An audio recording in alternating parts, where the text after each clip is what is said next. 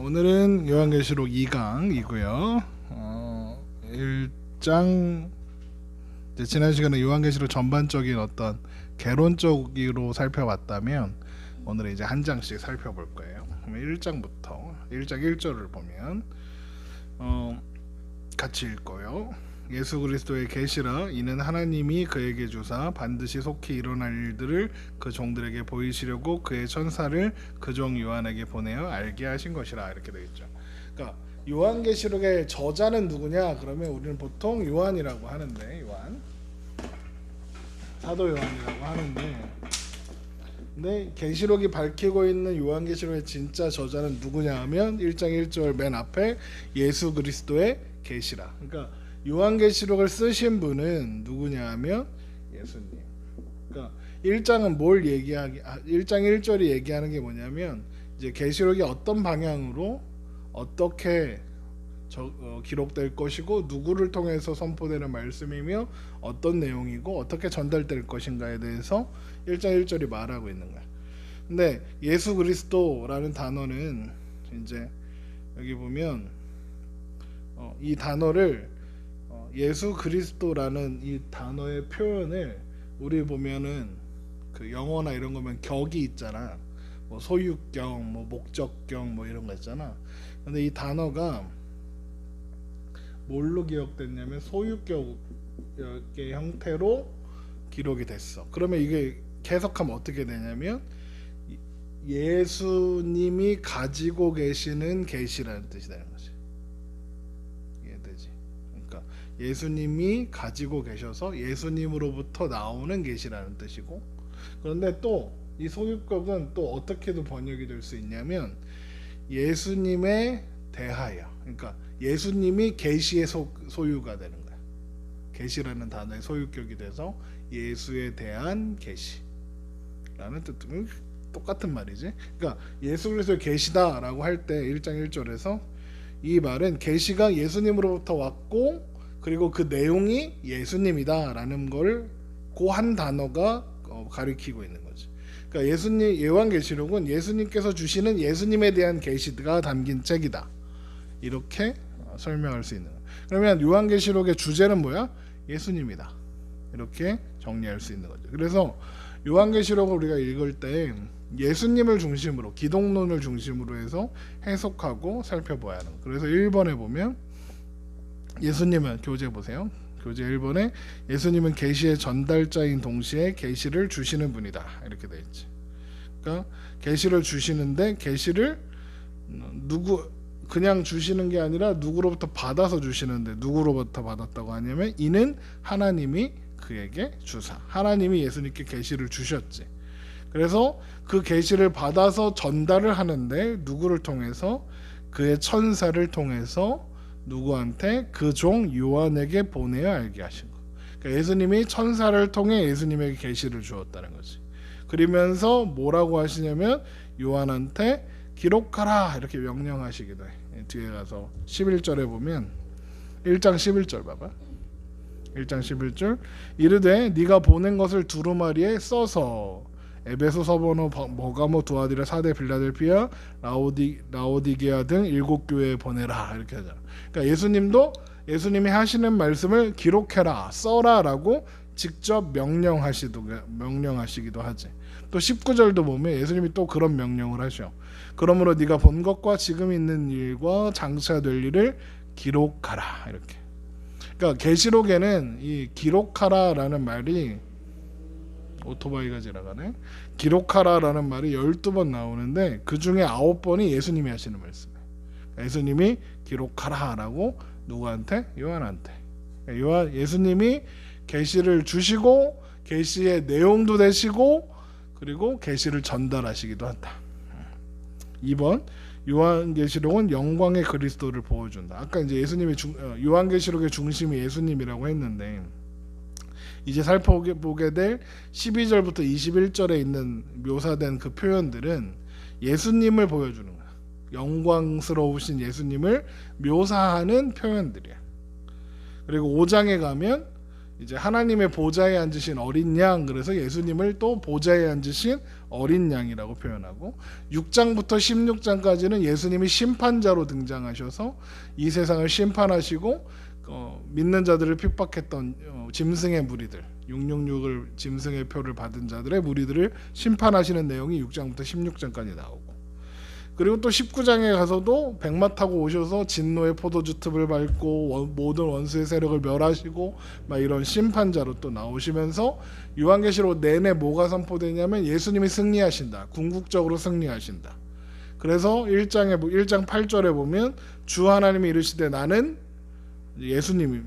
하나님이고 예수님을 이야기하는 건데, 이게 하나님이 이르시되 이렇게, 나는 알파요 오메가요, 이제도 있고 전에도 있고 장차 올 전능자라 하시더라. 하나님이 하나님에 대해서 이렇게 표현하시는데, 예수님도 이 표현을 그대로 똑같이 사용하시는 거예요. 내가 알파, 처음과 나중이다 말씀하시는 거지.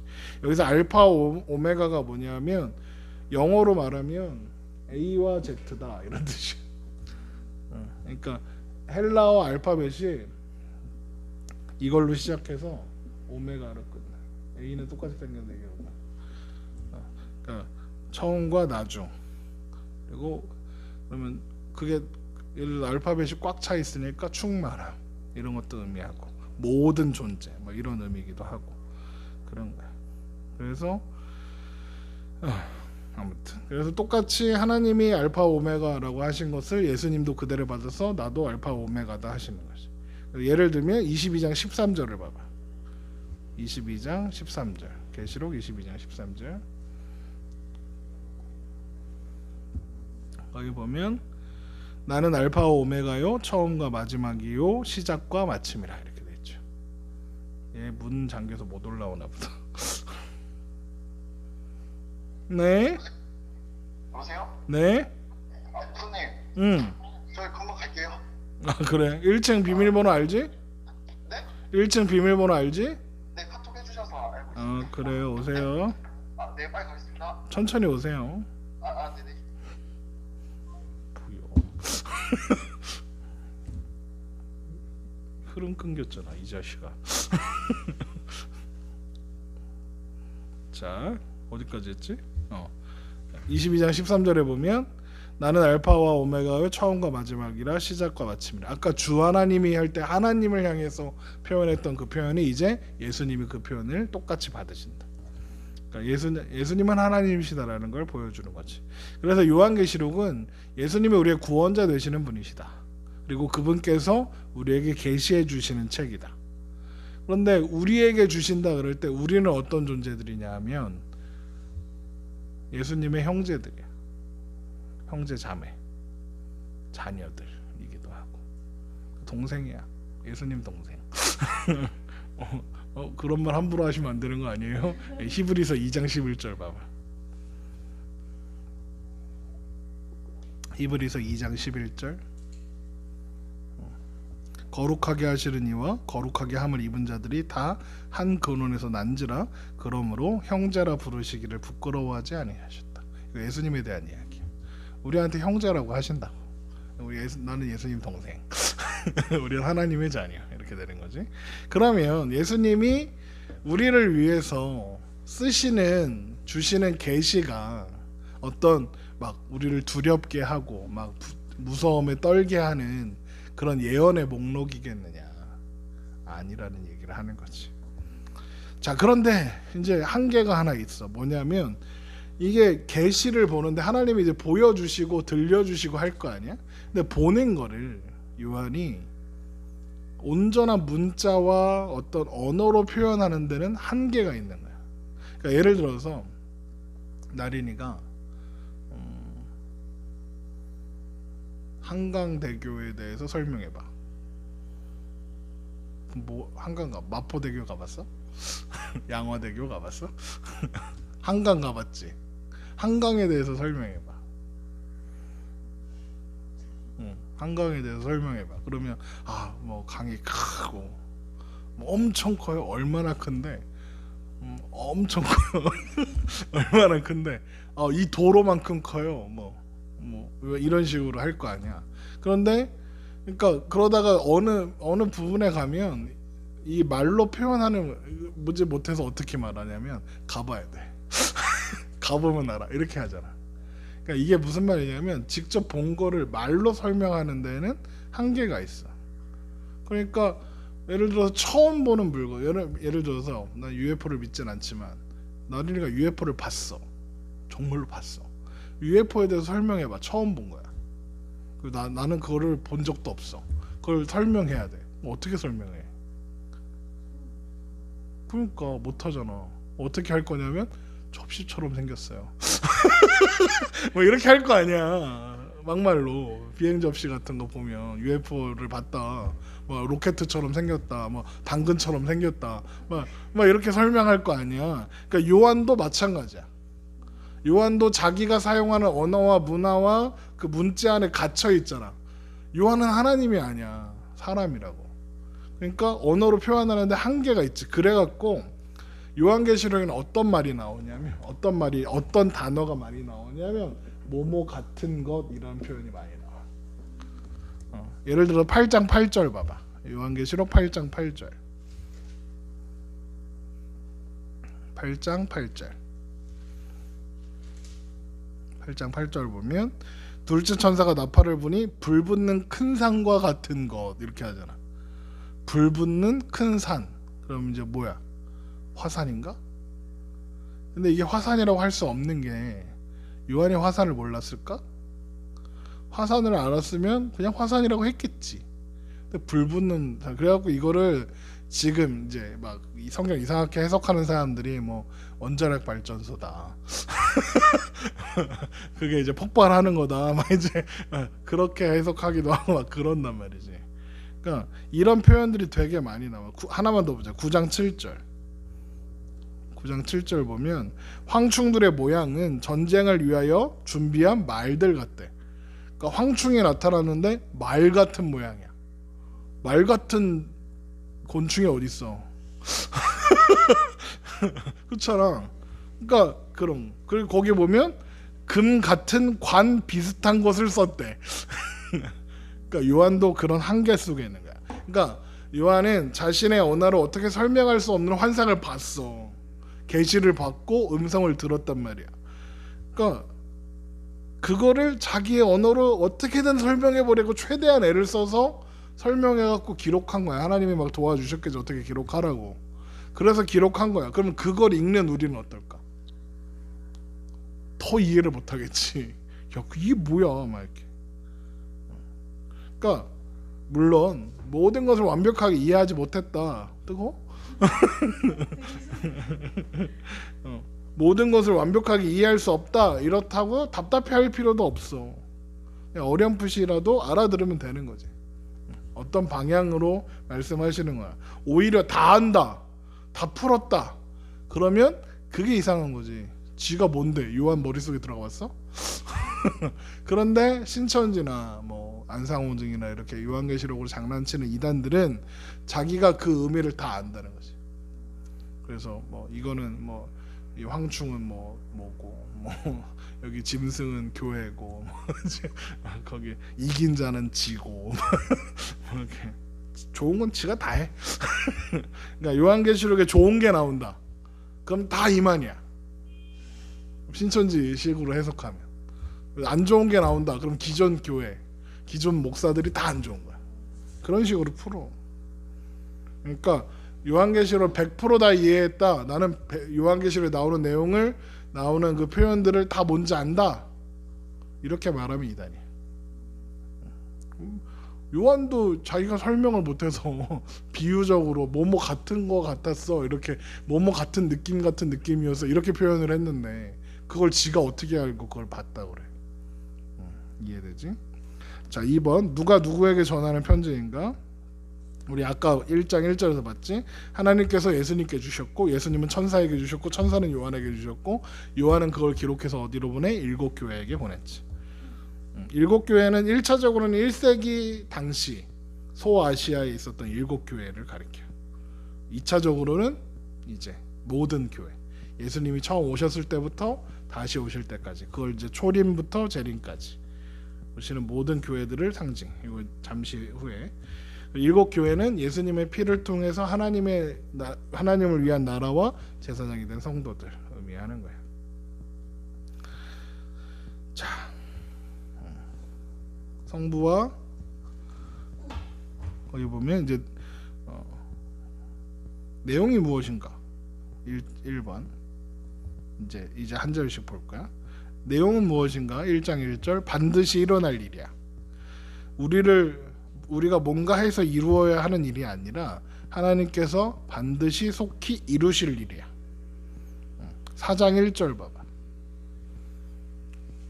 4장 1절 이 일 후에 내가 보니 하늘에 열린 문이 있는데 내가 들은 바 처음에 내게 말하던 나팔 소리 같은 그 음성이 이르되 이리로 올라오라. 이후에 마땅히 일어날 일들을 내가 내게 보이리라. 마땅히 일어날 일들하고 반드시 속히 일어날 일들하고 같은 표현이야. 표현은 그러니까 여기서 중요한 건 뭐냐면 우리 계시록 1장 1절에 보면 1장 1절에 반드시 속히 일어날 일들 이렇게 했잖아. 그거 지금 설명하는 거야. 그러니까 반드시 여기의 핵심은 반드시 이게 중요해. 무슨 말이야? 그러니까 언제쯤 될 거야, 될 수도 있어가 아니라 반드시 된다. 하나님의 뜻대로, 하나님의 계획대로, 하나님의 목적대로 반드시 절대로 확실하게 무조건 성취된다. 그러니까 계시를 주시는 하나님이 절대자이고 주권자이고 신실하신 분이고 전능하신 분인데 그분이 모든 역사의 주권자이시고 주인이신데 그러면 그 일을 반드시 이루시고야 마시겠지.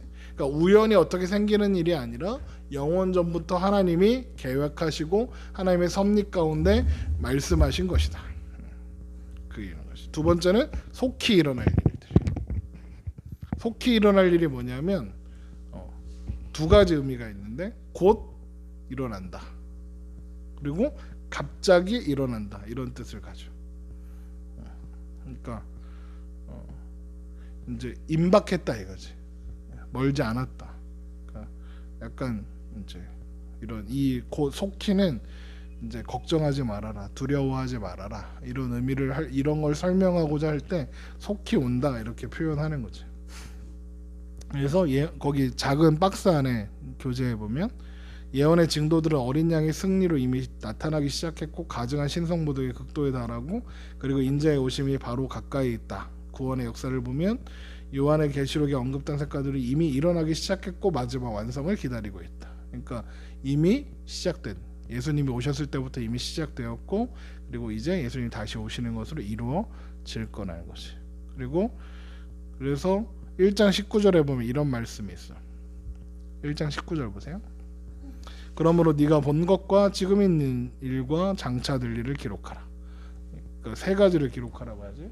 내가 본 것, 그리고 지금 있는 일, 그리고 장차 될 일. 이 세 가지를 기록하라고 말씀하시는 거지. 그러니까 요한이 예수님의 계시와 환상을 통해서 본 것과 그리고 이제 지금 교회 안에 되어지고 있는 일들 그리고 미래에 장차 어떻게 하나님께서 그리스도를 통해서 승리하게 될 것인지를 기록하는 거야.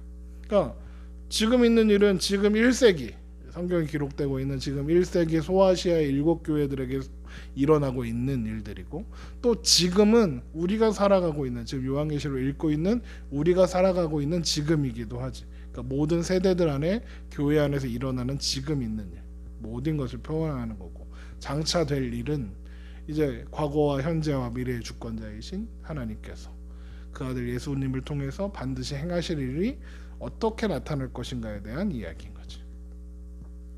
자 그러면서 1장 2절 요한의 증거 1장 2절을 보면 요한은 하나님의 말씀과 예수 그리스도의 증거 곧 자기가 본 것을 다 증언하였느냐. 이게 무슨 말이냐면 내가 봤다 얘기하는 거야. 이게 요한이 요한 1서에서도 똑같은 표현을 해. 요한 1서 1장 1절 봐봐.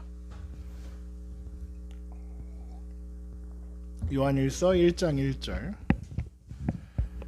요한 1서 1장 1절을 보면 태초에 있는 생명의 말씀에 관하여는 우리가 들은 바요 눈으로 본 바요 자세히 보고 우리가 손으로 만진 바라. 그러니까 요한은 자꾸 이게 진짜야 내가 직접 보고 들었어 라는 표현을 굳이 하고 있는 거야. 그러니까 그냥 지어낸 이야기가 아니다. 그 1장 2절의 이야기고 1장 3절을 보면 이 예언의 말씀을 읽는 자와 듣는 자와 그 가운데 기록한 것을 지키는 자는 복이 있나니 때가 가까움이라. 여기 보면 재밌는 게 뭐냐면 여기 교재에 써놨는데 여기 세 종류의 사람이 나온단 말이야. 읽는 자, 듣는 자, 그리고 지키는 자. 이렇게 세 가지의 사람이 나와. 그런데 얘는 단수야. 근데 얘는 복수로 기록됐어. 이게 무슨 뜻일까? 읽는 자는 단수야. 그러면 한 사람만 읽으면 된다는 뜻인가? 이게 무슨 말이냐면 읽어야 하는 거야. 근데 이게 왜 단수로 써져 있었냐면 이게 뭐였다고 그랬지? 편지라 그랬잖아. 그럼 편지는 한 통이잖아. 그치? 그러면 어떻게 하겠어? 교회 사도 요한이 보낸 편지가 교회에 도착했어. 그러면 그 교회를 담당하고 있는 사역자가 그걸 펼쳐서 읽겠지. 그래서 단수인 거야. 그리고 나머지는 어떻게 해? 듣는 거지. 그러니까 이게 편지라서 다 읽고 나서 뭐 옮겨 쓰거나 이렇게 해서 사본을 하나 남겨두고 다음 교회로 보내야 되는 거야. 그렇지? 그러면 그거를 다 같이 읽어볼 시간은 없는 거야. 다 같이 돌려서 읽을 시간은 없으니까 누가 읽어주는 거지. 그러니까 교회마다 읽어주는 사람이 있는 거야. 그러니까 읽는 자는 그 사람을 이야기하는 거야. 그러면 지금은 우리가 읽을 수 있지. 그렇잖아. 우리가 읽을 수 있죠. 말씀이 여기 있으니까. 그러니까 당시 상황은 직접 읽을 수 없는 상황이었다라는 거. 그리고 모든 사람이 문자를 알지 않았어. 우리도 옛날에는 까막눈들 많았잖아. 그러니까 그런 거야. 그리고 듣는 자와 지키는 자는 복수야. 왜? 듣는 사람들은 다 교회 일원들이니까. 그러면서 이 말씀을 듣고 지켜 행하는 자가 복이 있다 이렇게 하지. 그러니까 듣는 자와 지키는 자는 따로 있는 사람들이 아니라 같은 사람들인 거야. 그 말씀을 듣고 있는 모든 사람들. 더 나가면 우리들인 거지. 그러면 뭘 지켜야 될까? 말씀을 지켜야지. 22장 7절.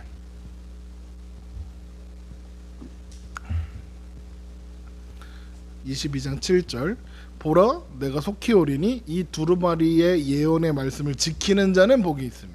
예언의 말씀, 이 두루마리에 있는 예언의 말씀을 듣는 자가 지키는 거야. 그럼 이 두루마리에 들린 예언의 말씀은 누구의 말씀이냐? 누가복음 11장 28절 봐봐. 누가복음 11장 28절.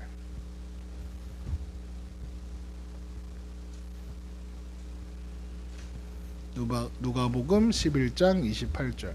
예수께서 이르시되 오히려 하나님의 말씀을 듣고 지키는 자는 복이 있느냐. 똑같지? 그러니까 뭘 듣고 지켜야 돼? 하나님의 말씀을 듣고 지켜야 돼. 하나님의 말씀을 듣고 지키는 게 뭐야?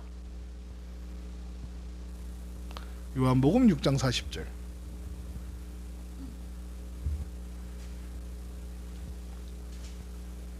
요한복음 6장 40절. 내 아버지의 뜻은 아들을 보고 믿는 자마다 영생을 얻는 이것이니 마지막 날에 내가 이를 다시 살리리라. 그러니까 하나님의 뜻이 뭐냐면 아들을 보고 예수님을 보고 영생을 얻는 거야. 그럼 말씀을 듣고 지킨다는 게 뭐야? 복음의 말씀을 듣고 그 가운데 구원을 얻어 하나님의 자녀로 사는 거야. 그러니까 어떻게 그렇게 될 수 있냐? 어떻게 예수 안에 살 수 있냐? 예수께서 우리를 구원하셨기 때문에. 그리고 예수님께서 완성하고 승리하시는 자이니까. 그러니까 그 승리하신 예수님으로 인해서 우리는 어떻게 될 거야? 승리의 자리로 갈 거니까. 예수님으로 인해서 승리하는 사람들, 예수님 안에 있는 사람들은 어떤 사람들이냐면 있는 자, 듣는 자, 지키는 자니까. 누구야? 우리들. 그러니까 그래서 일곱 교회의 편지를 보내면서 뭐라고 하냐면 영광과 능력을 그에게 돌려라. 1장 6절 봐봐. 요한계시록 1장 6절. 1장 6절 보면 그의 아버지 하나님을 위하여 우리를 나라와 제사장으로 삼으신 그에게 영광과 능력이 세세토록 있기를 원하노라. 아멘. 이렇게 하나님께 영광과 능력을 세세토록 돌리라고 선포해. 왜? 5절을 보면 충성된 증인으로 죽은 자들 가운데서 먼저 나시고 땅의 임금들의 머리가 되신 예수 그리스도를 말미암아 은혜와 평강이 너에게 있기를 원하노라. 우리를 사랑하사 그의 피로 우리 죄에서 우리를 회방하시고 그의 아버지 하나님을 위하여 우리를 나라와 제사장으로 삼으신 그에게 영광과 능력이 세세토록 있기를 원하노라. 왜 영광을 돌릴 수 있냐면 충성된 증인이 되셔서 죽은 자 가운데서 먼저 나시고 땅의 임금들의 머리가 되신 예수님으로 말미암아 은혜와 평강이 우리에게 있으니까. 우리를 사랑하사 그의 피로 우리를 그의 죄에서 해방하시고 그의 아버지를 위하여 우리를 나라와 제사장으로 삼으셨으니까.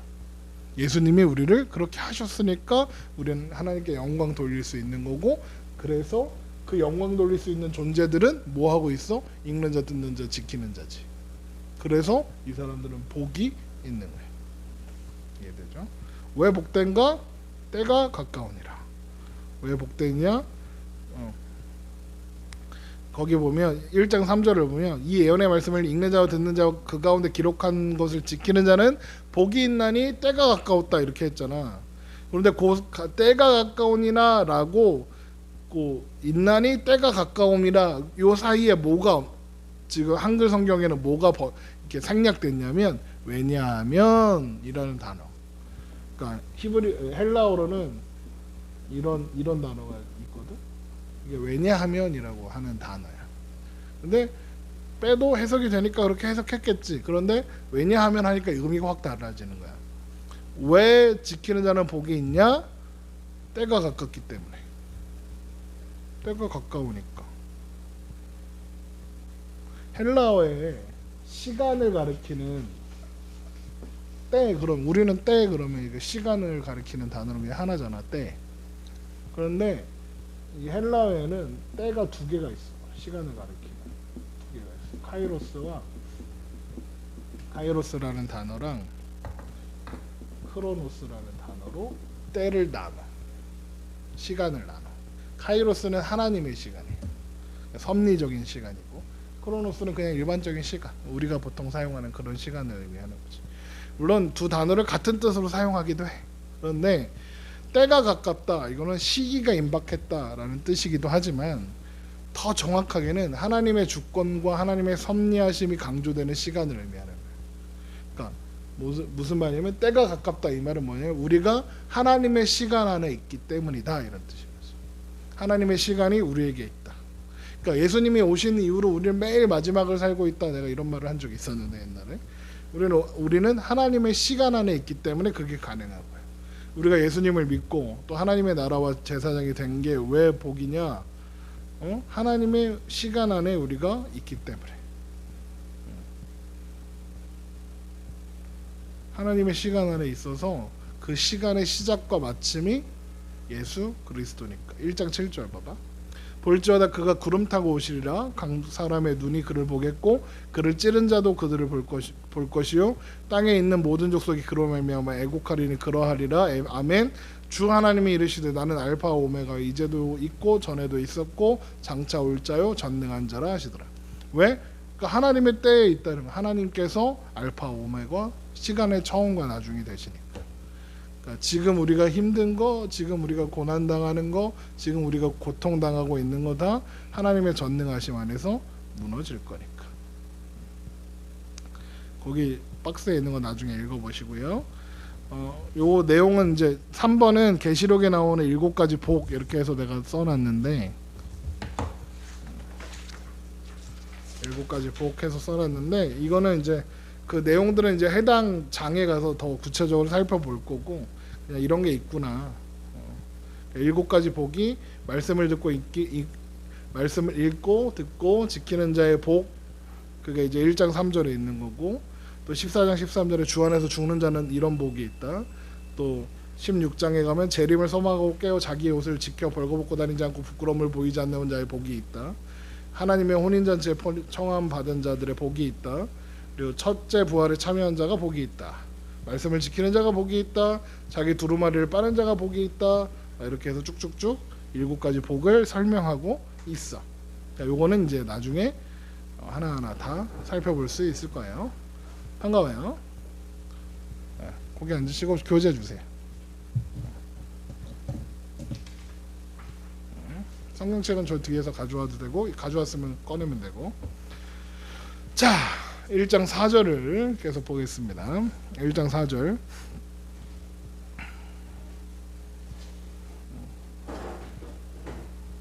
나도 성경책을 펴야 되는 상황이군. 여기 강의 안에 다 넣어놓은 줄 알았더니 안 넣어놨네. 1장 4절에 보면 요한은 아시아에 있는 7교회에 편지하노니 이제도 계시고 전에도 계셨고 장차 오실 이와 그의 보좌 앞에 있는 7영과 이렇게 시작되지. 그러니까 7교회는 거기 지도 있지. 교재에 보면 7교회는 소아시아, 현재 이제 터키 서부 지역에 해당하는데 거기에 실제 있었던 교회들이에요. 11절에 보면 1장 11절을 보면 7교회 목록이 나오는데 이르되 내가 보는 것을 두루마리에 써서 에베소, 서머노, 버가모, 두아디라, 사데, 빌라델피아, 라오디게아 등 7교회에 보내라 하시기로 해서 에베소, 서머노, 버가모, 두아디라, 사데, 빌라델피아, 라오디게아 이렇게 했지. 그러니까 이제 이 편지의 내용들을 우리가 읽을 때 그럼 어떻게 해야겠냐면 거기 교재 6번에 2번 보면 1차적으로는 당시 소아시아의 교회의 상황과 문화를 염두에 두고 계시록을 읽어야 한다 이렇게 돼 있지. 자, 그런데 중요한 건 7교회다 이거지. 그러니까 생각해 보면 이런 거야. 왜 하필이면 7교회일까? 거기 지도에 보면 다른 교회들이 있어. 히에라볼리나 골로새 교회나 이런 교회들이 있다고. 그런데 왜 이 7교회만 편애하시나? 왜 다른 교회는 얘기 안 하시고 왜 이 교회만 이야기하시냐? 뭐 드로아 교회도 있었고 다른 교회도 많이 있었단 말이야. 그럼 얘네들은 그런데 7교회는 어떤 기준으로 뽑힌 걸까? 그러니까 그러면 어떻게 생각해야 되냐면 얘네들이 뭐 특별해서 7교회가 됐구나라고 생각하는 게 아니라 이 7교회를 언급하는 의미가 있겠구나 이렇게 생각해야 되는 거지. 7교회 할 때 중요한 건 7과 교회야. 그렇지? 7교회니까. 그러면 7이 뭐냐면 히브리어의 숫자는 그러니까 이 이스라엘 사람들이 사용하는 숫자는 숫자에 다 의미가 있어. 그런데 7은 완전수야. 그래서 하나님을 가리키는 숫자. 6은 여기서 하나 부족하지. 6은 그치? 그래서 이건 사람의 수야. 그런데 이게 3개 겹치면 겁나 사람의 수지. 이해되지? 그래서 이게 짐승의 표가 되는 거야. 하나님을 그러면 777도 있겠네. 겁나 하나님 수네, 그지? 그렇게 해석할 수 있어. 그럼 7은 뭐냐면 완전하다 이런 뜻이야. 완전하다. 그러면 그래서 유독 요한계시록에 7이라는 숫자가 겁나 많이 나와. 7인, 7나팔, 7대접, 7영, 7별, 7촛대, 7교회까지. 그러니까 무슨 말을 하는 거냐면 7교회는 완전한 하나님의 교회라는 뜻이야. 그럼 무슨 말이냐? 당시 소아시아에 있었던 7교회만 가르치는 말이 아니라 모든 시대 가운데 있는 교회를 의미하는 것이야. 그러니까 이 7교회는 우리도 7교회인 거야. 오늘을 살고 있는 교회들도 7교회인 거야. 그러니까 교회가 뭔데? 고린도전서 1장 2절 봐.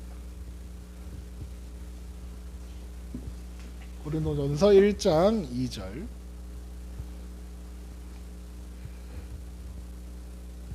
고린도전서 1장 2절. 고린도에 있는 하나님의 교회 곧 그리스도 예수 안에서 거룩하여지고 성도라 부르심을 받은 자들과 또 각처에서 우리 주 곧 그들과 우리 주 대신 예수 그리스도의 이름을 부르는 모든 자들에게. 이게 교회잖아. 우리가 교회지. 그렇지? 그러니까 지금 여기에 하는 말씀은 다 모든 교회들을 향해서 하시는 말씀인 거야. 이제 계시록 2장 7절 봐봐. 그래서 교회들에게 보내는 편지들에 이렇게 말하는 거야. 귀 있는 자는 성령이 교회들에게 하시는 말씀을 들을지어다. 이거 에베소에 보내는 얘기인데 교회들한테 말씀한다고 하시지. 에베소 교회만 들어야 하는 말씀이 아닌 거지. 2장 11절에 이건 서머나 교회에 보내는 말씀인데 귀 있는 자는 성령이 교회들에게 하시는 말씀을 들을지어다 이렇게 돼 있고, 또 요한계시록 2장 17절 귀 있는 자는 성령이 교회들에게 하시는 말씀을 들을지어다. 똑같지. 이건 버가목 교회야. 2장 29절에도 귀 있는 자는 성령이 교회들에게 하시는 말씀을 들을지어다. 3장 6절도 교회들에게 하시는 말씀을 들을지어다. 3장 13절에도 교회들에게 하시는 말씀을 들을지어다. 3장 22절도 교회들에게 하시는 말씀을 들을지어다. 이게 자꾸 반복되는 이유가 뭐냐면, 그러니까 계시록에 기록된 7교회는 모든 세대 속에 예수님 다시 오시는 그때까지 이 세상에 존재하는 모든 교회들을 대표하고 상징하는 교회로서 7교회가 등장하는 거야. 그러면 오늘날에도 7교회가 있고 그 7교회는 바로 우리들인 거지.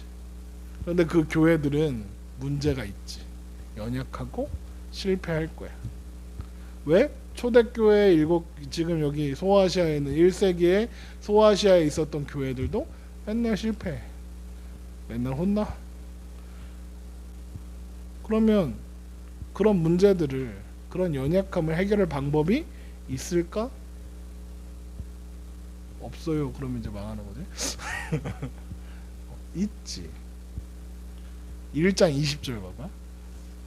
계시록 1장 20절 내가 본 것은 내 오른손에 7별의 비밀과, 막 이렇게 뭐 대단한 비밀이 있는 것 같지. 7 금촛대라. 7별은 7교회의 사자요 7 촛대는 7교회니라. 봐봐. 7별의 비밀과 7 금촛대의 비밀, 막 이러니까 뭐 있을 것 같잖아. 근데 그 말씀에서 다 해석해 줬네. 그지? 7별은 뭐래? 7교회 사자들이고, 7 촛대는 7교회. 근데 7교회는 뭐라고 했어? 모든 세대의 교회들이라고 했잖아. 그런데 이 7별과 7 금촛대를 누가 잡고 있어? 내 오른손에 예수님이 잡고 계시는 거야. 예수님이 교회를 붙잡고 계시는 거야. 이해돼? 예수님이 붙잡고 계셔. 예수님이 교회를 붙잡고 계시니까 해결이 되는 거야. 그러면 그러니까 교회를 지키는 건 누구 힘으로 하는 거야? 예수님 힘으로 하는 거지. 교회에 문제가 있어. 연약해. 실패해. 교회는 우리가 모이는 것도 교회지만 우리 한 사람 한 사람도 교회라고 배웠잖아. 그런데 난 연약해. 말씀 앞에 말씀대로 못 살아. 그치? 그럼 어떡해? 망했네? 말씀을 지키는 자는 복이 있는데 난 말씀을 못 지키는데? 큰일 났네? 그런데 왜 복이 있어? 그 지키는 자를 지키시는 분이 누구야? 예수님이니까. 예수님이 붙잡고 계시니까. 자, 그러면서 1장 4절 요한은 아시아에 있는 7교회에 편지하노니 이제도 계셨고 전에도 계셨고 장차 오실 이이시며 그는 그의 보좌 앞에 있는 7영과, 이렇게 시작했지.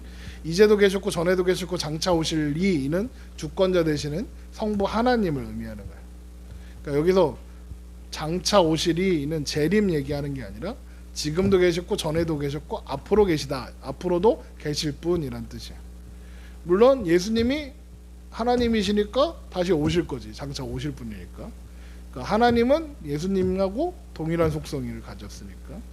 그러니까 여기서 이제도 계시고 전에도 계시고 장차 오실 이라고 한 건 영원하신 하나님, 지금도 계시고 전에도 계시고 영원히 계실 분이라는 뜻인 거고. 그런데 보좌 앞에 있는 7영과 이렇게 있잖아. 7영. 아까 이렇게 하면 어떻게? 0이 7개 있는 거 같잖아. 근데 7이 뭐라고 얘기했지? 완전수. 하나님의 숫자라고 했잖아. 그럼 뭐야?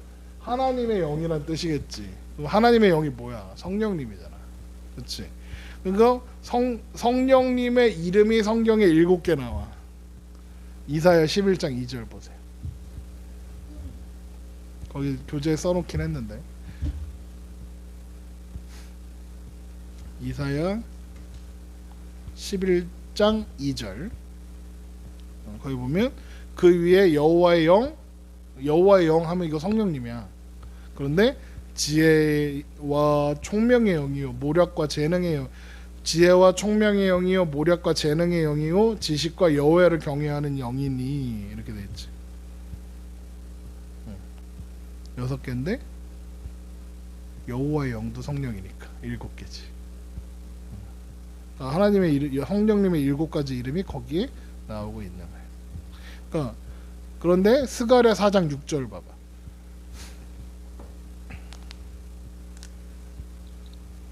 스가랴 4장 6절. 스가랴 4장 6절. 요한계시록은 구약을 많이 찾아야 돼. 스가랴 4장 6절. 그가 내게 대답하여 이르되 여호와께서 스룹바벨에게 하신 말씀이 이러하니라. 만군의 여호와께서 말씀하시되 이는 힘으로 되지 아니하며 능력으로 되지 아니하고 오직 뭐래? 나의 영으로 되느니라. 나의 영이 뭐야? 성령님이라고. 성령으로 되느니라. 그런데 요한계시록 4장 5절 봐봐.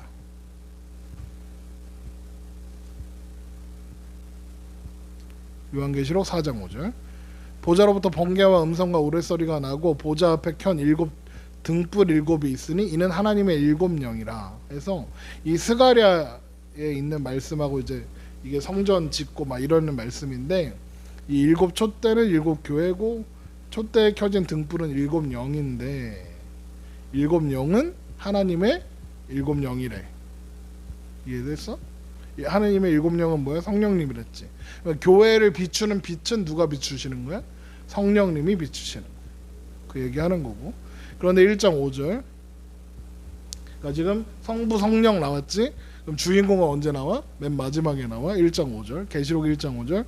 또 충성된 증인으로 하면서 이제 예수님에 대한 설명을 할 거야. 죽은 자들 가운데서 먼저 나시고 땅의 임금들의 머리가 되신 예수 그리스도로 말미암아 은혜와 평강이 너에게 있기를 원하노라. 우리를 사랑하사 그의 피로 우리 죄에서 우리를 해방하시고 그의 아버지 하나님을 위하여 우리를 나라와 제사장으로 삼으신 그에게 영광과 능력이 세세토록 있기를 원하노라 하매 볼지어다 그가 구름 타고 오시리라. 각 사람의 눈이 그를 보겠고 그를 찌른 자들도 볼 것이요 땅에 있는 모든 족속이 그로 말미암아 애곡하리니 그러하리다. 아멘. 그래서 예수님에 대해서 이제 설명을 하는데, 죽은 자들 가운데 먼저 나시고, 이게 뭐냐면 부활의 첫 열매가 되셨다. 죽은 자들 가운데 먼저 살아나시니 부활의 첫 열매가 되셨다는 거지. 이 첫 열매는 뭘 이야기하는 거냐면, 먼저 나셨다는 건 무슨 뜻이야? 죽은 자들 가운데 먼저 나셨다? 그럼 나중에 나는 사람들이 있겠네? 성도의 부활을 얘기하는 거야. 예수님이 부활의 첫 열매가 되셔서 이제 모든 성도들이 다 부활의 열매 가운데 연합하도록 이렇게 보여주시고 계시는 거죠. 그래서 로마서 6장에도 우리의 예수님이 부활의 첫 열매 되셨고 우리는 그 부활에 연합하여 우리도 부활하게 될 것이다라는 말씀이 있어. 그리고 그 다음 표현이 뭐냐면 땅의 임금들의 머리가 되셨다 이렇게 돼 있지. 만왕의 왕 만주의 주 이런 말 표현 들어봤잖아. 그 이야기 하는 거고. 또 은혜와 평강이 너에게 있기를 원하노라. 예수 그리스도로 말미암아 은혜와 평강이 넘친다는 얘기고, 왜 예수님으로 말미암아 은혜와 평강이 넘치냐 하면 그의 피로 우리를 죄에서 해방하셨으니까. 그런데 우리를 죄에서 해방하셨을 뿐만 아니라 그분께서 우리를 나라와 제사장으로 삼으셨지. 우리를 나라와 제사장으로 삼으시려고 우리를 구원하셨다라고도 할 수 있겠지. 그래서 베드로전서 2장 9절. 베드로전서 2장 9절.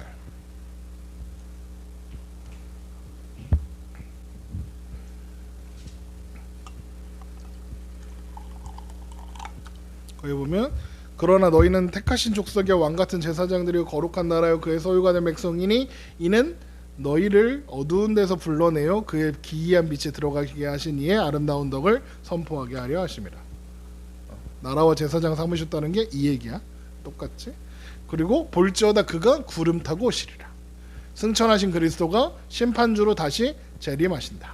자, 그러면 여기서 궁금한 게, 구름 타고 군두 손오공 샹 이렇게 구름 타고 오신다는 게 무슨 말일까? 구름 타고 온다는 건 정확하게 번역하면 구름과 함께 오신다라는 뜻이 번역하는 편이 훨씬 더 정확해. 구름과 함께, 구름 가운데 이런 뜻이야. 구름 가운데 오신다는 말이 뭐냐면 영광과 권능 가운데 오신 말이야. 그러니까 구약에 보면 출애굽이나 이런 말씀에 보면 하나님의 영광이 성막과 온 진영 가운데 나타났다 그러면서 뭐라고 표현하냐면 구름이 회막을 덮었다 이렇게 표현하거든요. 그러면 구름이 덮이면 하나님의 영광이 나타나. 그래서 노아가 방주에서 내렸어. 그래서 하나님께 예배를 드리니까 하나님이 언약을 주시면서 무지개를 띄워 주시는데 우리는 보통 무지개만 보는데 그 말씀은 정확하게 보면 뭐라고 되어 있냐면 구름 가운데 무지개를 주셔. 무슨 말이에요? 하나님의 영광 가운데 하나님의 역속을 보여주시는 거지. 그러니까 구름은 하나님의 영광이 나타났다고 표현할 때 항상 같이 해. 그래서 솔로몬이 성전을 짓고 하나님 앞에 봉헌할 때도 구름이 하나님의 전을 가득 채워. 하나님의 영광이 하나님의 임재를 하는 거지. 그러니까 무슨 말을 하는 거냐면 예수님이 구름 타고 오신다 이 말은 영광 가운데 오신다는 걸 이야기하는 거야. 그러니까 무슨 손오공처럼 막 구름 막 이렇게 타고 날라다니고 이런 거 아니고. 1장 8절 주 하나님이 이르시되 나는 알파와 오메가라 이제도 있고 전에도 있었고 장차 올 자요 전능한 자라 하시더라. 알파와 오메가 전에도 계시고 이제도 계시고 이제도 계시고 전에도 계시고 장차 올 자 전능하신 자 주 하나님. 여기 다 하나님의 주권자 되시고 하나님의 초월자 되심을 표현하는 거예요. 하나님이 위대하시고 하나님이 장엄하신 분이고 막 이렇게.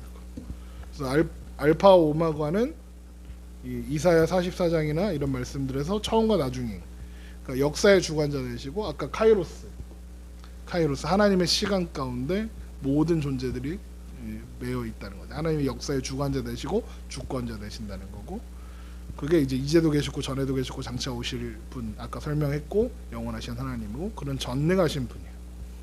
하나님 전능하시다는 거 모르는 거 없지. 전능한 분입니다라는 표현은 하나님께만 사용할 수 있는 명칭. 하나님을 대적할 자 아무도 없다. 하나님 짱이다. 이런 뜻이지. 하나님 만물을 다스리고 주권자이시다. 그런데 요한계시록에 쓰여질 때 당시 로마 황제가 누구라고 했냐면 도미티안이라고 했잖아. 도미티안에 대한 기록을 보면 스스로에 대해서 뭐라고 하냐면 나는 전능한 자다라는 표현. 로마 황제쯤 됐으니까 전능했겠지. 지가 하고 싶은 거 다 하는 줄 알았겠지. 근데 도미티안은 전능한 자가 아니잖아. 그러니까 도미티안은 하나님께 돌려줘야 되는 하나님께만 돌려줘야 되는 호칭을 지가 받아 먹으려고 했던 황제인 거야. 그래서 걔가 666이야. 자, 이제 시작되는 이야기들은 전능하신 하나님께서 반드시 이루신다는 거야. 그분은 하나님이 뜻하신 것을 이루실 능력이 없느냐? 그렇지 않다. 그는 전능하신 자다. 이렇게 돼 있지. 자, 8번. 나 요한은 너희의 형제요. 이렇게 시작하지. 1장 9절.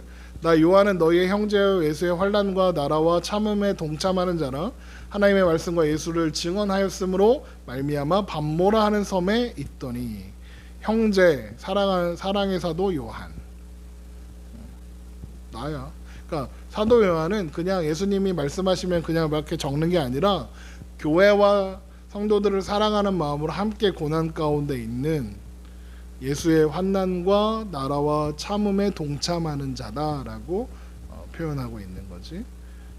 그러면서 하나님의 나라의 백성이지만 인내하고 견디고 있는 환난과 고통 가운데 교회들이 있지만 나도 거기에 있다.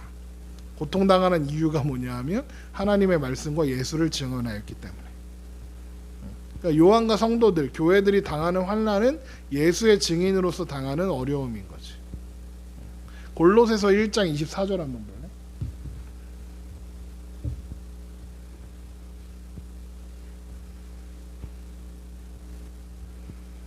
골로새서 1장 24절.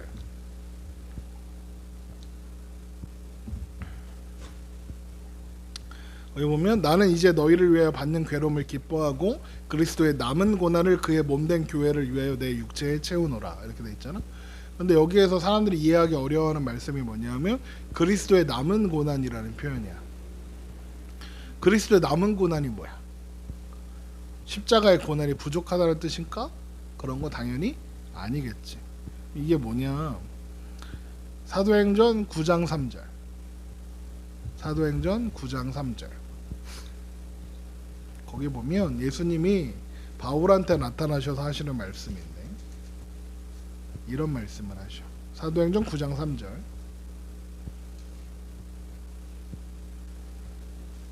사도행전 9장 3절 보면 사울이 길을 가다가 다메섹에서 가까이 이르더니 호련히 하늘로부터 빛이 그를 둘러 비추는지라 땅에 엎드려져 들음에 소리가 있어 이르시되 사울아 사울아 네가 어찌하여 나를 박해하느냐 하시거늘 대답하되 주여 누구시니까 이르되 나는 네가 박해하는 예수라 그러지. 예수님 저 봐봐 바울이 지금 예수님 박해했어? 예수님 박해 안 했어. 교회를 박해했지. 그런데 예수님이 뭐라고 하냐면 네가 나를 박해한다 그러잖아. 그러니까 예수님은 예수님을 믿는 자, 교회를 박해하는 것이 예수님을 박해하는 것이다라고 말씀하시는 거지. 그러니까 예수님이 곧 교회이시고 교회가 곧 예수님인 거지. 그러니까 예수님은 교회의 고난을 바라보고 계시는 분이 아니라 교회와 함께 고난을 당하고 계시는 분인 거지. 그러니까 그리스도의 남은 고난이가 뭐냐면 교회로 사는 거, 교회로 존재하는 우리들, 그리스도인으로서 그리스도를 증거하는 사람들이 당하고 있는 고난들을 그리스도의 남은 고난이라고 하는 거예요.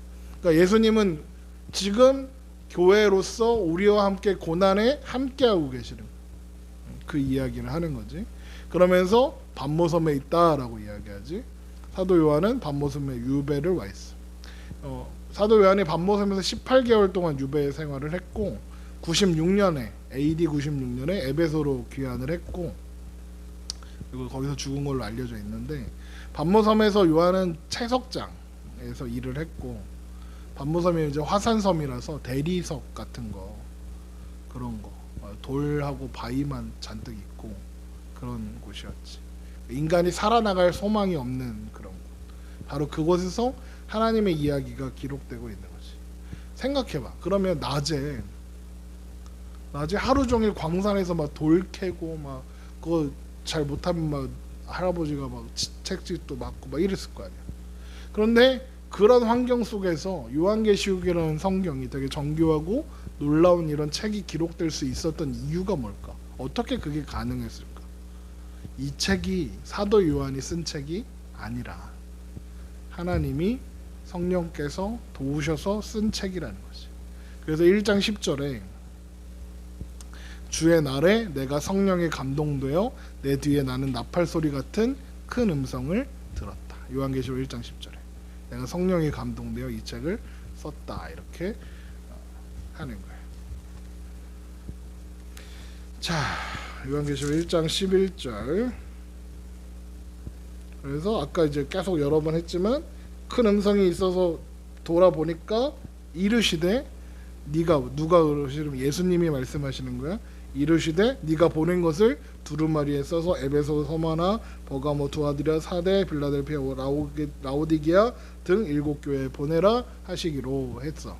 그러니까 어디서 갑자기 이렇게 주의 날에 내가 성령에 감동되어서 뒤에서 나팔 같은 큰 목소리가 들려오는데 야 이거 편지를 써서 보내 그러는 거야.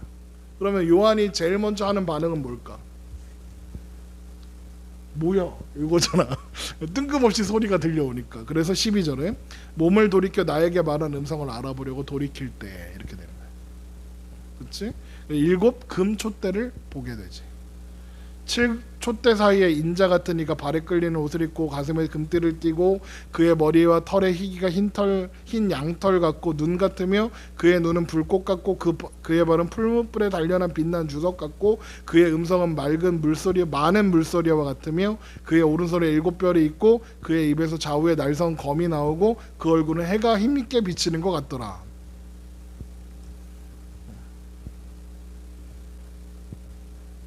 지금 요한이 지금 예수님의 모습을 보고 있는 거야. 그런데 이 모습들은 이제 구약에 나타나 있는 하나님이 이런 분이다라고 표현할 때 했던 표현들과 많이 닮아 있어.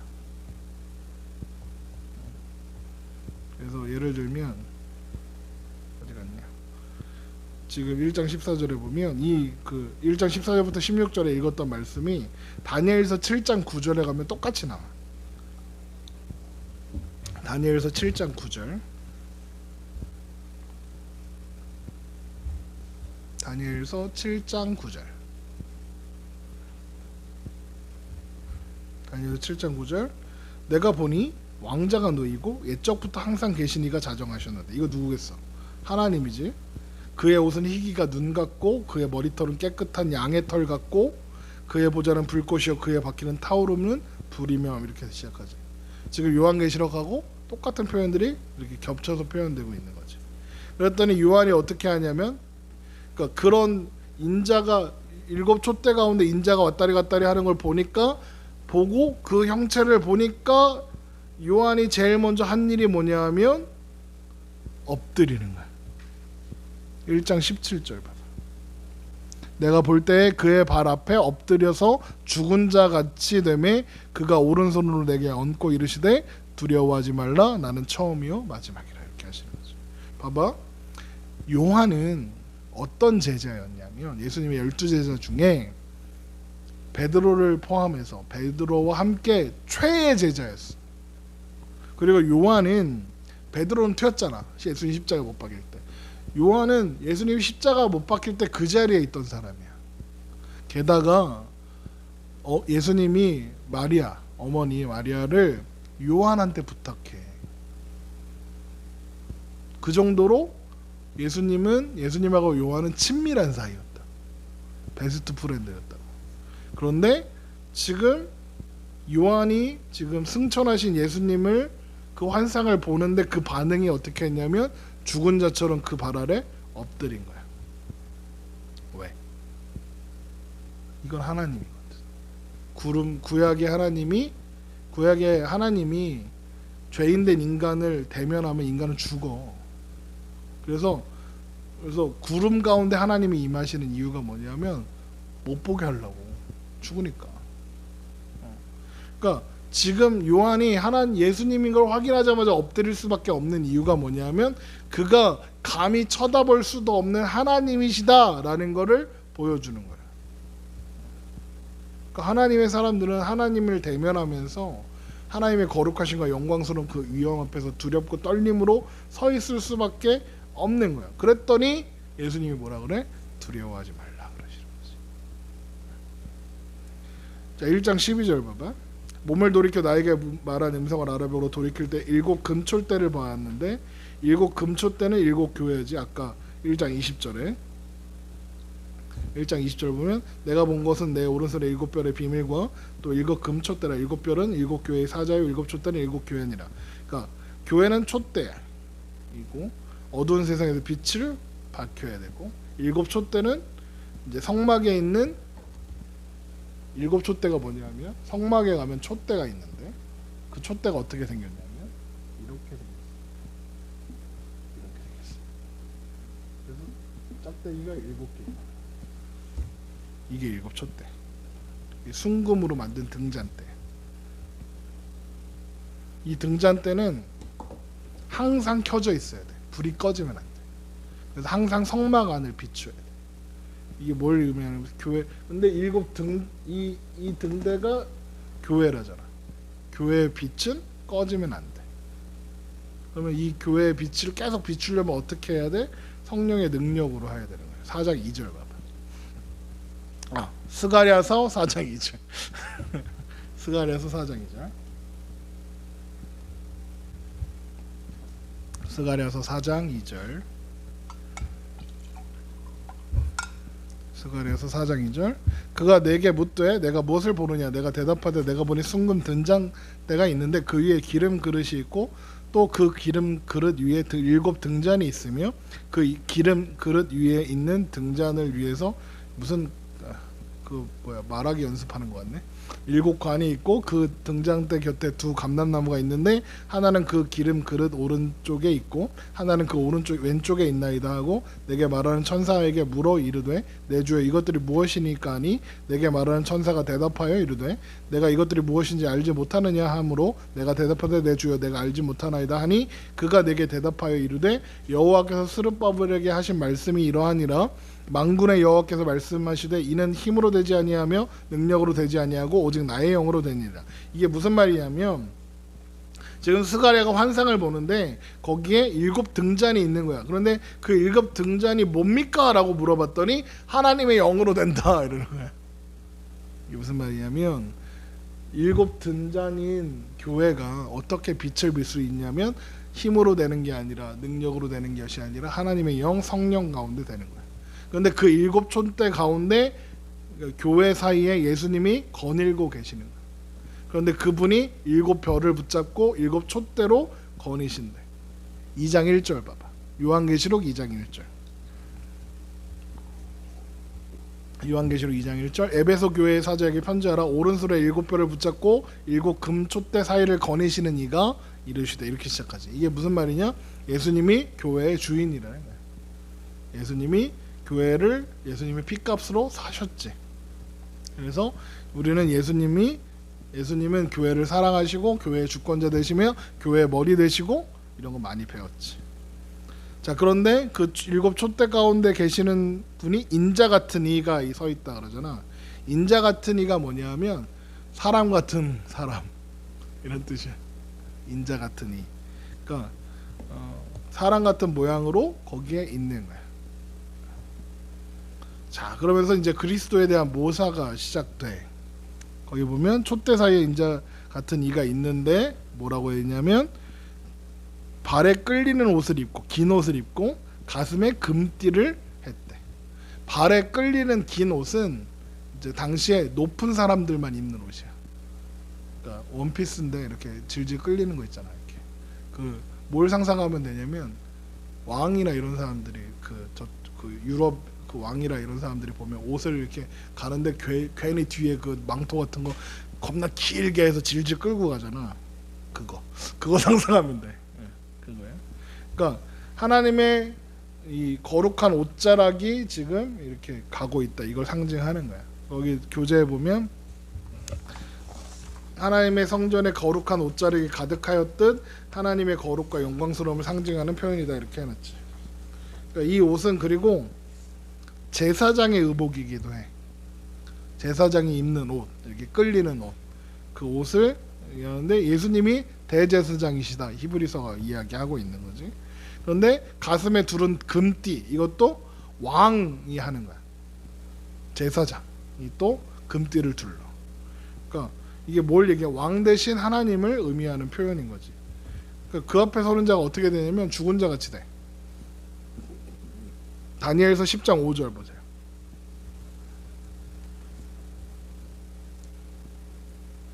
다니엘서 10장 5절. 같은 표현이 거기 있어. 다니엘서에. 다니엘서 10장 5절. 그때 내가 눈을 들어 네, 천천히 찾아. 다니엘서 10장 5절. 네. 다니엘서 10장 5절. 그때 내가 눈을 들어 바라본 적 한 사람이 세마포 옷을 입었고 이게 긴 옷이야. 허리에 우바스 순금띠를 띄었더라. 그러면서 그의 몸을 황옥 같고 막 이렇게 설명하는데 8절에 보면 그러므로 나만 홀로 있어서 그 큰 환상을 볼 때에 내 몸에 힘이 빠졌고 나의 아름다운 빛이 변하여 썩은 듯하였고 나의 힘이 다 없어졌지. 그 앞에 엎어지는 거야. 왜? 하나님의 임재 가운데 지금 있으니까. 그러면서 요한이 그 예수님에 대해서 또 뭐라고 표현하면 그의 머리와 털의 희기가 흰 양털 눈 같고 흰 양털 같고 눈 같고 겁나 하얗다는 거야. 순백. 이게 거룩하시고 순결하신 예수님을 의미하는 거야. 그리고 흰머리는 어떤 사람이 흰머리야? 간달프가 흰머리지. 간달프가 영화 속에서 어떤 역할이야? 뭔가 지혜롭고 뭔가 이렇게 막 신비롭고 막 이런 존재잖아. 이 백발은 뭘 의미하는 거냐면 그 오랜 세월 동안 쌓인 어떤 지혜와 그 어떤 그 존엄함 이런 것들을 의미하는 거야. 그래서 성경에서 노인을 공경하는 것이 하나님을 공경하는 것이다 막 이렇게 표현하기도 해. 그래서 늙은 노인의 아름다움은 백발이다 막 이렇게 표현해. 그래서 나중에 늙으면 나 염색 안 할 거야. 쓸데없지만 어쨌든 흰머리 머리털, 그러니까 예수님의 영원한 지혜 인격을 표현하는 거고. 그리고 이 표현은 또 우리 지금 다니엘서 다시 갈 거야. 다니엘서 7장 9절에 또 똑같이 나와. 다니엘서 7장 9절. 내가 보니 왕자가 놓이고 옛적부터 항상 계시니 예수님이지 하나님이지 이가 좌정하셨는데 그의 옷은 희기가 눈 같고 그 머리털은 깨끗한 양의 털 같고 이렇게 되지. 똑같이. 그러니까 하나님께만 쓰이는 표현인데 지금 누구한테 쓰이고 있는 표현이야? 예수님께 쓰고 있는 거지. 그런데 계시록 1장 14절에 그의 눈은 불꽃 같고 이러지. 불꽃 같은 눈을 상상해봐. 뭘 상상하면 되냐면 레이저 쏘는 눈을 상상해봐. 그 있잖아 이렇게 그 학교에서 괜히 잘못한 거 없는데 학생부장님이 이렇게 학생부장 쌤이 이렇게 째려보면 괜히 뭐 잘못한 거 같고 그 저 쌤이 내가 뭘 잘못했나 다 알고 있는 거 같고 막 이런 느낌 같은 느낌이 들잖아. 그런 눈을 상상하면 돼. 그러니까 하나님이 심판하시는 눈, 모든 걸 꿰뚫어 볼 것 같은 하나님의 눈을 의미하는 거야. 그래서 그런데 다니엘서 10장 6절에 다니엘서 10장 6절에 다니엘서 10장 6절 그의 몸은 황옥 같고 그의 얼굴은 번갯빛 같고 그의 눈이 어떻대? 횃불 같다 이렇게 돼 있지.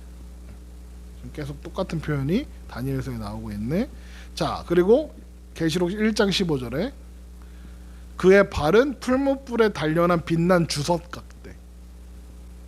발이 빛난 주석 같대.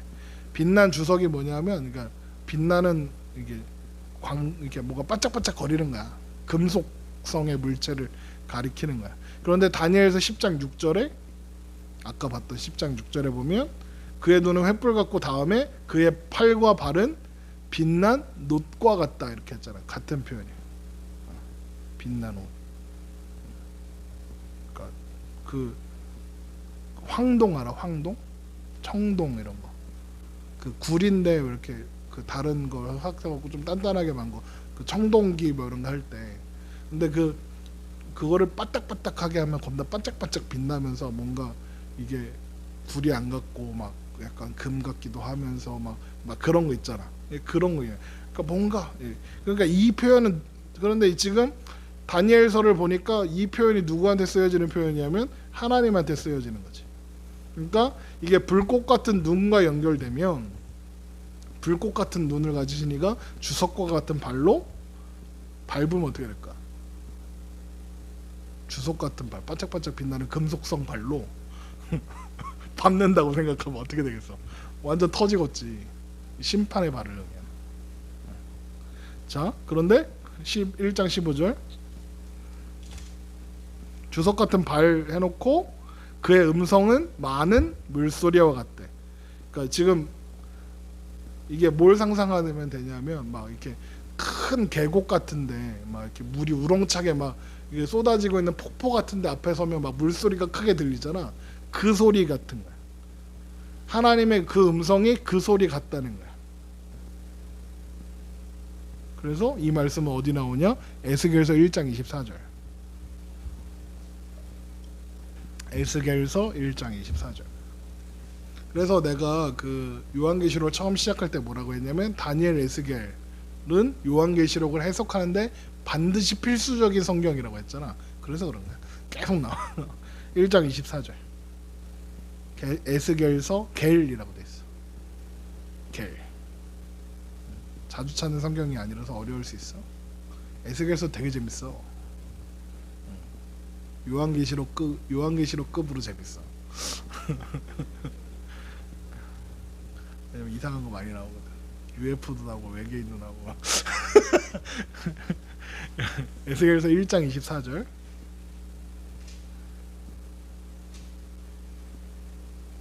에스겔서 1장 24절. 네, 에스겔서 1장 24절. 생물들이 갈 때에 내가 그 날개 소리를 들으니 뭐라고? 많은 물소리와 같으며 전능자의 음성과도 같으며 떠드는 소리 곧 군대의 소리와도 같으니 이렇게 됐지. 그러니까 이 음성은 하나님의 음성인데 하나님의 음성이 많은 물소리 같은데 하나님의 음성인데 예수님의 음성이지. 예수님의 음성이 하나님의 음성인 거지. 그러니까 이 많은 물소리는 언제도 또 나오냐면 요한계시록 14장 2절에 요한계시록 14장 2절에도 나와. 내가 하늘에서 나는 소리를 들으니 많은 물소리와도 같고 큰 우레소리와도 같은, 내가 들은 소리는 검은 고 타는 자들이 그 검은 고를 타는 것 같더라, 이런 말씀도 있어. 그러니까 이 찬양하는 소리로 표현되는 거야. 많은 물소리. 그러니까 뭔가 웅장하고 뭔가 압도적인 뭔가 큰 소리를 의미하는데, 그 음성이 누구의 음성이야? 예수님의 음성인 거지. 자, 그런데 1장 16절을 보면 그의 오른손에 7별이 있지. 오른손은 성경 전체에서 능력이야. 권세, 주권 이런 걸 의미하는 거야. 그런데 그 오른손에 7별을 잡고 있어. 근데 7별이 뭐라고 했지? 7별의 사자다 이렇게 했잖아. 그 교회 7교회의 사자다 그랬잖아. 그러니까 교회를 붙잡고 계시는, 완전한 능력으로 붙잡고 계시는 거지. 그런데 별은 교회의 사자. 1장 20절 봐봐. 내가 본 것은 내 오른손에 7별의 비밀과 또 7 금촛대라. 7별은 7교회의 사자요 7촛대는 7교회니라. 별은 교회의 사자. 사자는 교회를 대표하는 사람을 의미하는 거야. 별은 교회의 사자다 그러면 그 권능이 그 교회를 주관하고 계신다, 이런 의미고. 그러니까 교회의 주권자 예수 그리스도, 계속 반복되는 이미지인 거야. 별은 여기서 별은 이제 여기서 일곱 교회의 사자다 이랬는데 천사들을 상징할 때 표현하기도 하고, 또 어떤 그 중요한 사건이 나타날 때마다 이렇게 하기도 했고. 그리고 이 7별은 로마 황제였던 도미티안이 자기 죽은 아들이 죽었는데 그 죽은 아들을 기념하기 위해서 동전을 만들었는데 거기에 7별을 새겨놓고 그 가운데 아기가 이렇게 딱 있는 형상으로 동전을 만들었어. 무슨 말이냐면 이 아기가 신성하고 죽어서 별이 되어서 우리 우주를 다스린다, 이렇게 가르치는 거야. 그러니까 지금 7별의 이야기가 요한계시록에 나오는 것도 당시 상황하고도 매치가 되는 거야. 그러니까 도미티안의 아들이 7별이라고 웃기지 말라 그래요. 7별을 붙잡고 계시는 것은 예수님이야, 이 이야기를 하는 거지. 자, 그런데 1장 16절을 계속 보면 그의 입에서 좌우에 날선 검이 나오지. 입에서 검이. 그러니까 이게 봐봐, 이게 뭔가 이게 문자 그대로 표현하는 거라 그러면 말이 안 되잖아. 마술사야? 입에서 칼을 막 빼? 말이 안 되잖아. 입에서 나오는 검은 뭘 얘기하는 거면 아까 불꽃 같은 눈, 주석 같은 발과 연결되는 건데 심판하는 거야. 그래서 칼로 하나님 심판하시는 거지. 나중에 가면 이제 막대기로 깨신다는 얘기도 나와. 그러니까 입에서 나오는 선포로 심판하신다, 이걸 의미하는 거고. 자, 그리고 그 다음에 그 얼굴은 16절 계속 보면 그의 얼굴은 해가 힘있게 비치는 것 같더라. 얼굴이 해가 비치는 것 같이 비치는 거지. 그러니까 빛나는 하나님의 영광, 예수님의 영광, 이런 걸 하는 거야. 그런데 이 해다라는 표현은, 해 같은 얼굴이라는 표현은 누구한테만 돌려지는 표현이겠어? 하나님께만 돌려지는 표현이야. 시편 84편 11절.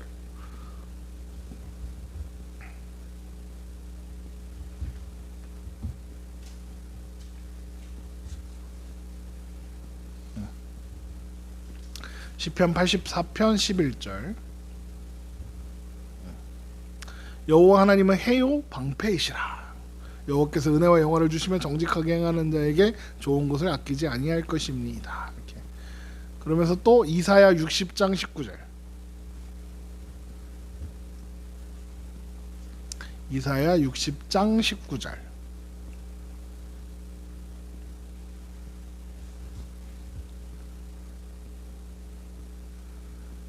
이사야 60장 19절. 다시는 낮에 해가 내 빛이 되지 아니하며 달도 내게 빛을 비추지 않을 것이. 봐봐, 낮에 해가 빛이 되지 않고 밤에 달도 빛이 되지 않을 거래. 그렇지? 해와 달이 필요 없다는 얘기지. 그러면서 뭐가 되신다? 오직 여호와가 내게 영원한 빛이 되시며 내 하나님이 내 영광이 되신다. 하나님이 빛이고 어둠이 조금도 없으신 영광스러우신 하나님. 그 하나님이, 그 하나님에게 표현되는 표현이 지금 예수님에게 나타나는 거야. 모세가 하나님의 영광을 직면하여 보고 돌아왔을 때 이스라엘 백성들이 이렇게 하나님의 영광이 모세의 얼굴에 묻었어. 이렇게 묻었어. 그래갖고 막 번쩍번쩍 하는 거야. 근데 그 영광을 보고 백성들이 두려워서 엎드려. 그 얼굴을 못 보고. 모세의 얼굴도 못 봐. 하나님의 영광이 그냥 묻은 건데. 그래서 어떻게 하냐면 수건으로 둘러싼단 말이야. 그러니까 마치 그 모세의 영광도 지금 사람들이 막 두려워하는데 예수님 얼굴에 해같이 빛나니 얼마나 그 얼굴이 영광스러운 빛이 나타나고 있는 건지 상상해 볼 수 있겠지. 자, 그런데 그 영광 앞에 그런 영광이 막 이제 드러나는 상황에서 요한은 어떻게 하지? 엎드릴 수밖에 없었지. 1장 17절 내가 볼 때 그 발 앞에 엎드려 죽은 자와 같이 되매 그가 오른손을 그러니까 영광 앞에 엎드리는 거야. 하나님의 영광을 엎드리는 요한이 엎드려서 죽은 자처럼 되는 거야. 하나님의 영광에 압도되었다. 이게 아까 그 다니엘도 그 영광 앞에서 두려워서 덜덜 떨었다 막 이런 말씀이 있었잖아. 그랬더니 예수님이 뭐라고 하시냐면 오른손을 얹으시고, 오른손이 아까 뭐라고 했냐면 하나님의 능력과 주권과 이런 걸 의미한다 했잖아. 그런데 그 능력의 오른손으로 요한을 얹으시며 두려워하지 말라 하시죠. 왜? 내가 너를 책임진다. 그러면서 오른손이 하는 역할이 또 뭐가 있냐면 이제 그 사명을 부여하는, 명령을 내리는 때 오른손을 딱 얹으면서, 그래서 오른손을 함부로 얹으면 안 된다 이런 얘기도 하는 거예요.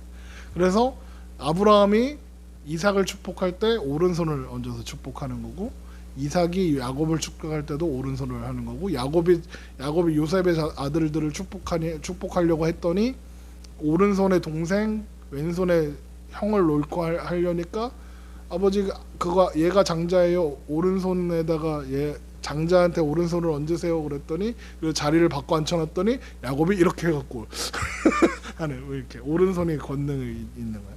그러면서 두려워하지 말라 하시면서 왜 두려워하지 말라 하시냐면 1장 17절에 두려워하지 말라 나는 처음이요 마지막이니, 예수님이 처음과 마지막이시라서. 이게 하나님의 알파 오메가 1장 8절에 나왔던 표현과 같은 표현이야. 예수님 하나님이시지. 그런데 곧 살아있는 자라. 나는 살아있는 자야. 이게 아까 하나님에서 1장 8절에 이제도 있고 전에도 계셨고 장차 올 자 전능할 자라 하시더라 할 때 1장 8절에서 할 때 그 똑같은 표현인 거야. 내가 살아있는 자다. 그런데 내가 전에 죽었었지. 십자가에 죽으셨잖아. 그런데 지금은 살아있어. 부활하셨지. 인자와 같은 시 보좌에 앉으신 분 다 똑같은. 그런데 그분이 생명의 근원이 되셔서 생명을 주시는 거지 우리에게. 부활 생명의 첫 열매가 되셨으니까.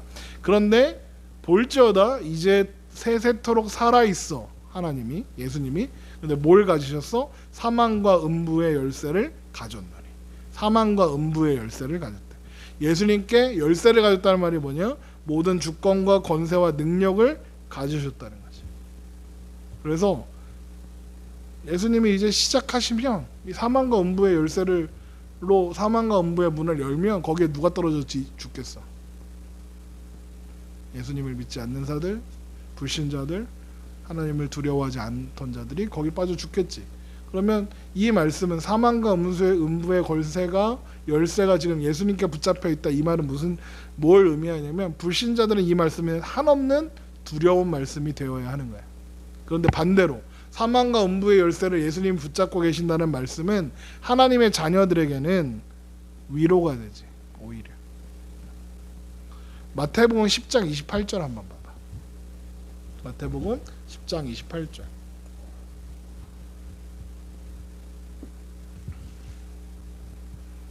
거의 다 끝나가요. 마태복음 10장 28절 이런 말씀이 있어. 마태복음 10장 28절.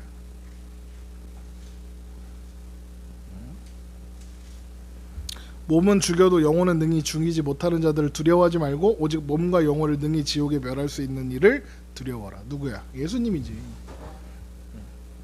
그러므로 11절 돌아와서 요한계시록 1장 19절. 그러므로 네가 본 것과 지금 있는 일과 장차 될 일을 기록하라. 그러므로 뭐야? 예수님께서 모든 주권과 권위를 가지셨으므로 그러므로 네가 본 것과 지금 있는 일과 장차 될 일을 기록해라. 어떤 사람들은 네가 본 것은 지금 보고 있는 거, 지금 요한이 보고 있는 거, 예수님 보고 있는 거 1장 16절까지고, 그리고 지금 있는 일 해갖고 이제 지금 일어나는 일들, 그래서 뭐 일곱 교회 뭐 2장 3장이 그런 거고, 장차 될 일이 이제 4장부터 22절이다 이렇게 구분하기도 해. 그런데 아까 뭐라고 얘기했었냐면 요한계시록은 시간 순서대로 기록한 책이 아니야. 모든 장면에서 현재와 미래의 요소가 섞여 있어. 그래서 2장 3절에도 미래에 대한 이야기를 많이 기록하고 있어. 그래서 거기에 보면 거기 박스 안에, 교재 박스 안에 안 해놨나? 해놨나? 박스 안에 지금 있는 일과 장차 될 일은 책 전체에 해당하는 일이다. 오타네. 왜냐하면 요한계시록에 등장하는 환상에는 과거, 현재, 미래와 사이에 끊임없는 움직임이 있기 때문이다. 요한계시록 4장부터 22장 전체가 장차 될 일만을 묘사한다고 해석하는 것은 모든 오해의 근원이 되어 왔다. 내가 참고하는 책에 나오는 말이야. 요한계시록은 시간표가 아니다. 이게 중요한 거야. 요한계시록을 시간표로 해석하는 사람이 있다. 이단이다. 오케이. 자, 1장 20절. 네가 본 것은 이렇게 돼 있지. 앞에서 여러 번 반복한 거긴 하지만 이제 정리하는 상황에서 한번 봅시다. 네가 본 것은 내 오른손에 7별의 비밀과 또 7금촛대라. 7별은 7교회의 사자요 7촛대는 7교회니라. 7별의 비밀, 7교회의 사자, 7교회를 대표하는 사람들. 7별을 붙잡으신다. 이거 7교회를 붙잡으신다는 얘기인 거고, 7별의 비밀은 교회에 대한 비밀인 거고, 하나님께서 교회를 책임지신다는 거고, 교회의 주권자는 예수님이시다는 거고, 예수님께서 이 교회의 영광을 드러내신다는 거고, 7금촛대는 7교회고. 그러니까 계속 예수님의 시선이 머무는 곳이 뭐냐면 교회를 향해서 예수님이 그 시선을 두고 계시는 거지. 그래서 7교회에 대한 이야기가 2장에 이제 이어지는 거지. 교회의 비밀이 뭐야? 빛을 비추는 거지. 빛을 비추는, 어떻게 빛을 비춰? 아까 계속 이제 성령의 능력으로 7촛대가 성소를 비추고 있는 것처럼 교회는 이 땅이 그리스도의 빛을 비추어 하나님을 향한 예배가 회복되고 하나님을 향한, 하나님 앞에 나오는 자들이 많아지게 하고 이렇게 하는 거지. 그래서 요한계시록 7장 9절에 요한계시록 7장 9절 이 일 후에 내가 보니 각 나라와 족속과 백성과 방언에서 아무도 능히 셀 수 없는 큰 무리가 나와 흰 옷을 입고 손에 종려가지를 들고 보좌 앞과 어린 양 앞에 서서 큰 소리로 외쳐 이르되 구원하심의 보좌에 앉으신 우리 하나님과 어린 양께 있도다 하니. 이거를 선포하게 하는 거지. 예배가 회복되도록 하는 거지. 교회의 역할이 그거예요. 자, 그러면서 이제 2장으로 넘어가게 되는데, 2장은 이제 다음 주에 합시다. 계속하면 지금도 1시간 넘었는데 1시간만 할 건데. 그래서 이제 다음 주부터는 교회 할 건데, 그 7교회를 7교회 한 방에 다 해야 되는데 그래야 안 헷갈리는데.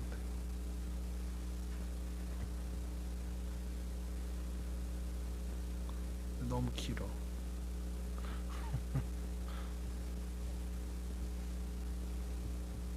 어디 갔지?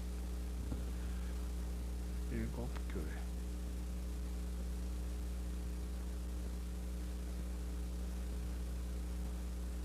아무튼 7교회를 한 방에 다 하지 해봅시다.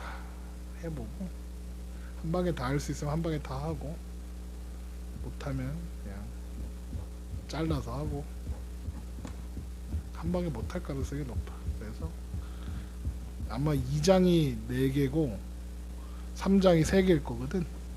그래서 이렇게 나눠서 해보는 걸로. 질문 있으시면 하시고.